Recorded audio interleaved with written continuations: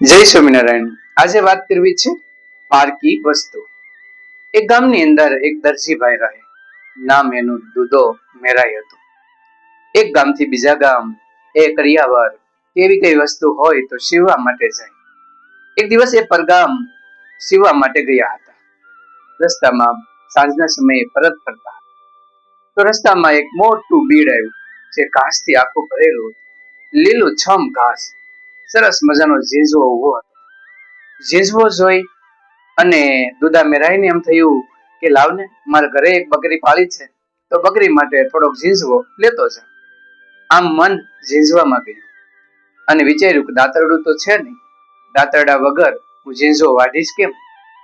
તરત વિચાર આવ્યો કે કાતર તો છે ને, લાવને કાતરથી વાઢી લઉં, થોડોક જોવે મારાથી એક બકરી છે, બકરીનું પેટ કવડું વળી। એટલે પોતાની થેલીમાંથી કાતર કાઢી ને કાતરે એ ઝીંઝવો વાઢવા લાગ્યો। કાતરથી તો કેટલો ઝીંઝવો વઢાય। થોડીક કોળી થઈ અને ઝીંઝવો વાઢ્યો। એ સમયે બીડનો રખેવાળ, જે રાજ્યનો રખેવાળ હતો, એ આવી ગયો અને પેલા વ્યક્તિને ઝીંઝવો વાળતા જોયો। આથી ગુસ્સે થયો, લાલ ઘૂમ આંખો થઈ અને પોતાની હાથમાં પરોણી લાકડી હતી, આવીને બે લાકડી એ દુધા મેરાઈને મારી।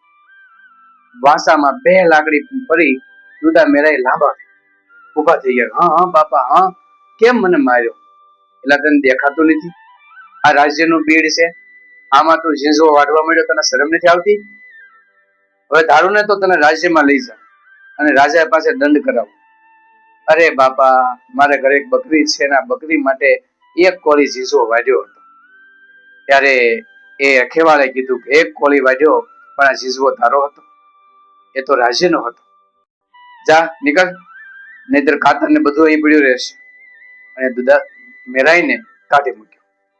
ત્યારે મનમાં વિચાર આવ્યો કે સાચી વાત છે, હતો થોડો ઝીંઝવો, પણ મારો તો નહોતો ને, એ તો રાજ્યનો હતો અને મેં પૂછ્યા વિના ઝીંઝવો કાપ્યો, એનું ફળ તો મને મળવાનું છે।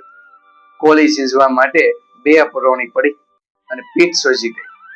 આમ શિક્ષાપત્રી હોય કે અન્ય શાસ્ત્રમાં પણ કીધેલું છે કે કોઈ પણની વસ્તુ પૂછ્યા વિના ન લેવી। પૂછ્યા વિના લીધેલી વસ્તુ અંતે તો એ ચોરીની અંદર જ ગણાય છે। એટલા માટે દુધા મેરાઈને એ વાત બરાબર સમજાઈ।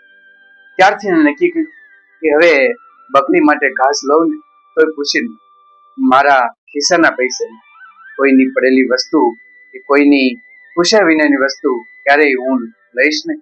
આમ એમને પાઠ મળી ગયો। આપણે પણ ઘણી વખત કોઈ વસ્તુ એમ વિચારે કે આમાં શું પૂછવું, સામાન્ય વસ્તુ છે, આ તો લઈ લેવાય, કઈ વાંધો નહીં, પરંતુ અંતે એ વસ્તુ કોઈ માલિકની હોય છે। એ માલિકને પૂછ્યા વિનાની લીધેલી વસ્તુ અંતે તો ચોરી જ ગણાય છે અને એ કરેલું કર્મનું ફળ આપણે જરૂર ભોગવવું પડે છે।